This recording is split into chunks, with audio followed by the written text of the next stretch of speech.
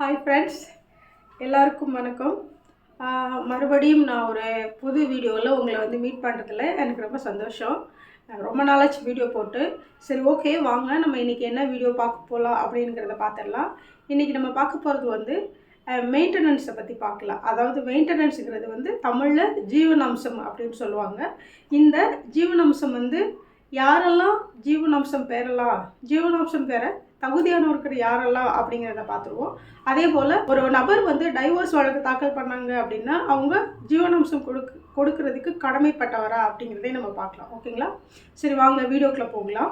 இப்போது criminal procedure கோடு, அதாவது குற்றவியல் நடைமுறை சட்டத்தில் செக்ஷன் 125 125 கீழே ஒரு ஒய்ஃபோ அல்லது ஒரு குழந்தையோ, மைனர் சைல்டோ, தாயோ, தந்தையோ ஜீவனாம்சம் பெற தகுதியானவர்கள் அப்படின்னு சொல்லியிருக்காங்க. அதாவது இந்த செக்ஷனுக்கு கீழே வரக்கூடிய இந்த ஒய்ஃப், குழந்தைகள், தந்தை, தாய் இவர்கள் தங்களை பாதுகாத்து கொள்ள தகுதி இல்லை, அதாவது சஃபிஷியன்ட் மீன்ஸ், எந்த ஒரு இன்கமும் இல்லாது ரொம்ப கஷ்டப்படுறாங்க அப்படின்னா அவங்க தங்களோட கணவனிடமிருந்தோ இல்லது தந்தையிடமிருந்தோ அல்லது அதாவது இந்த வயதானவர்கள் தன்னோட பிள்ளைகிட்ட இருந்தோ ஜீவனாம்சம் பெறலாம். அதே போல் இங்கே மைனர் சைல்டுங்கிறது மேரேஜ் ஆனவங்களாகவும் இருக்கலாம், மேரேஜ் ஆகாதவங்களாகவும் இருக்கலாம். இந்த செக்ஷனுக்கு கீழே அவங்க ஜீவனாம்சம் பெறலாம். அந்த குழந்தை முறைமன பிறப்பில் பிறந்ததாகவும் இருக்கலாம் அல்லது இல்லெஜிட்டிமேட் சைல்டாகவும் இருக்கலாம். அதாவது இல்லீகலாக ஒரு குழந்தை பிறந்திருக்கு இல்லையா, அந்த குழந்தை கூட தன்னோட தகப்பன்ட்டு அவங்க ஜீவனாம்சம் பெறலாம். அதாவது இல்லீகலாக பிறக்கிற குழந்தைங்கிறது ஃபர்ஸ்ட் மேரேஜ் லைஃப்பில் இருக்கும்போது செகண்ட் மேரேஜ் பண்ணியிருப்பாங்க. அப்போது ஃபர்ஸ்ட் மேரேஜ் லைஃப்பில் இருக்கும்போது செகண்ட் மேரேஜ் பண்ணினாங்க அப்படின்னா அந்த செகண்ட் மேரேஜ் இல்லீகல். ஆனால் அதன் மூலமாக ஒரு குழந்தை பிறந்திருக்கும் இல்லையா, அந்த குழந்தை இல்லெஜிட்டிமேட் சொல்லுவாங்க. ஆனால் அந்த குழந்தைக்கு லீகல் ரைட்ஸ், மெயின்டெனன்ஸ் பெற லீகல் ரைட்ஸ் இருக்கா அப்படின்னு பார்த்தா கண்டிப்பாக லீகல் ரைட்ஸ் இருக்குது. அந்த குழந்தையும் தனது தந்தையிடம் ஜீவனாம்சம் பெறலாம். அதே போல் ஒரு மனைவி மட்டும்தான், குழந்தைகள் மட்டும்தான் மெயின்டெனன்ஸ் பெறலாம் அப்படின்னு கிடையாது. ஒரு கணவனும் தன்னோட ஒய்ஃப் கிட்டே இருந்து தனக்கு தன்னை பார்த்துக்கிறதுக்கும் சஃபிஷியன்ட் வருமானம் இல்லாது பாதிக்கப்படுறாங்க அப்படின்னா அவங்க தன்னோட ஒய்ஃப் கிட்டே இருந்து, அதாவது அந்த ஒய்ஃப் போதிய வருமானம் இருக்குது, அவங்க ஒர்க் பண்ணுறாங்க, அவங்களால அவங்களையும் பார்த்துக்க முடியும், எனக்கும் ஸ்பெண்ட் பண்ண முடியும் அப்படிங்கிற ஒரு விஷயத்த கோர்ட்டில் எடுத்து சொன்னாங்க, சாட்சிகள் மூலமாக எடுத்து சொன்னாங்க அப்படின்னா அதை பேஸ் பண்ணி கோர்ட்டு அந்த கணவனுக்கும் மனைவி ஜீவனாம்சம் கொடுக்கலாம் அப்படின்னு சொல்லி ஒரு ஆர்டர் கொடுக்கும். அது இந்த 125 CRPCன் கீழே அது போக முடியாது. பட் அவங்க ஹிந்து மேரேஜ் ஆக்டு கீழே செக்ஷன் 24 அவங்க தனக்கு வேண்டிய பரிகாரத்தை, அதாவது மெயின்டெனன்ஸை வாங்கிக்கலாம். இந்த section 24 either husband or wife ரெண்டு பேருக்குமே இந்த மெயின்டெனன்ஸ் வாங்கக்கூடிய உரிமையை கொடுக்குது.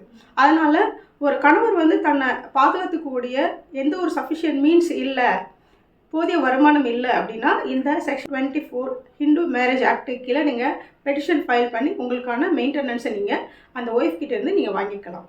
அதே போல் இன்னொரு முக்கியமான விஷயம் சொல்கிறேன். இப்போது டைவர்ஸ் விவாகரத்து வழக்கிலலாம் பார்த்துக்கிட்டிங்க அப்படின்னா இப்போது ஒரு தவறுதலான ஒரு புரிதல் இருக்கும். என்ன அப்படின்னா, ஒரு கணவனோ மனைவியோ விவாகரத்து தாக்கல் செய்யணும்னு நினைப்பாங்க. அதாவது ஏதோ ஒரு குரூயல்ட்டியோ இல்லை அடல்ட்ரியோ இல்லை மென்டல் அகனியோ இந்த மாதிரி சிச்சுவேஷன்லாம் உங்களால் குடும்ப வாழ்க்கையில் ஈடுபட முடியாமல் ஓகே திருமண உறவை முடிச்சிக்கலாம் அப்படின்னு டிசைட் பண்ணி டைவோர்ஸ் அப்ளை பண்ண போவாங்க. அப்படி அப்ளை பண்ண போகும்போது நம்ம முதல்ல அப்ளை பண்ணிட்டோம் அப்படின்னா நம்ம ஜீவனாம்சம், அதாவது ஒரு ஒய்ஃப் நினைக்கலாம் முதல்ல நம்ம டைவோர்ஸ் அப்ளை பண்ணிட்டோம் அப்படின்னா ஜீவனாம்சம் வாங்க முடியாதோ அப்படின்னு யோசிக்கலாம். அல்லது கணவன் முதல்ல டைவோர்ஸ் அப்ளை பண்ணால் ஜீவனாம்சம் கொடுக்க வேண்டிய சூழ்நிலைகள் வருமோ அப்படின்னு யோசிச்சுட்டு இந்த கணவன் பின்வாங்கலாம், பெட்டிஷன் ஃபைல் பண்ணுறதுலேருந்து பின்வாங்கலாம். விவாகரத்து ஓகே அவங்க முதல்ல ஃபைல் பண்ணட்டும் அப்படின்னு வெயிட் பண்ணிகிட்டு இருப்பாங்க. ஆனால் அந்த மாதிரி வெயிட் பண்ண தேவையில்லை. ஏன் அப்படின்னா நீங்கள் ஒருவேளை முதல்ல டைவோர்ஸ் ஃபைல் பண்ணீங்க அப்படின்னா ஜீவனாம்சம் கொடுக்கக்கூடிய சூழ்நிலைகள் வருமோ அப்படின்னு பயந்தீங்க அப்படின்னா அப்படி பயப்பட வேண்டாம். ஏன்னா யார் முதல்ல ஃபைல் பண்ணாலும் ஜீவனாம்சம் கொடுக்க வேண்டியதுங்கிறது கட்டாயம். அது செக்ஷன் 125 கீழவோ இல்லை ஹிந்து மேரேஜ் ஆக்ட் செக்ஷன் 24 கீழேயோ நீங்கள் மெயின்டெனன்ஸ் கொடுத்ததோ ஆகணும். நீங்கள் நான் முதல்ல ஃபைல் பண்ணினேன் அப்படின்னா நான் மெயின்டெனன்ஸ் கொடுக்க வேண்டிய சிச்சுவேஷன் வரும் அப்படின்னு நீங்கள் பின்வாங்க வேண்டாம். ஏன்னா இந்த செக்ஷன் நீங்கள் யார் முதல்ல ஃபைல் பண்ணாலும் பரவாயில்ல, ஆனால் இந்த 125 அல்லது இந்த 24 கீழே ஒரு பெட்டிஷன் ஃபைல் பண்ணாங்க அப்படின்னா அதில் தாக்கல் செய்யப்படுகிற சாட்சிகளையும் கொடுக்கக்கூடிய சங்கதிகளையும் ஆராய்ஞ்சு கோர்ட்டு வந்து அதுக்கு தகுந்த ஒரு பேமெண்ட்டை வந்து மெயின்டெனன்ஸாக அவார்டு கொடுத்தே ஆகும்.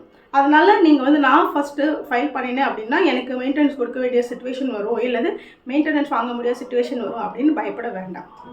ஓகே, இந்த வீடியோ உங்களுக்கு யூஸ்ஃபுல்லாக இருக்கும்னு நான் நம்புகிறேன். ஓகே, இது போல் இன்னொரு யூஸ்ஃபுல்லான வீடியோவில் நான் உங்களை மீட் பண்ணுறேன்.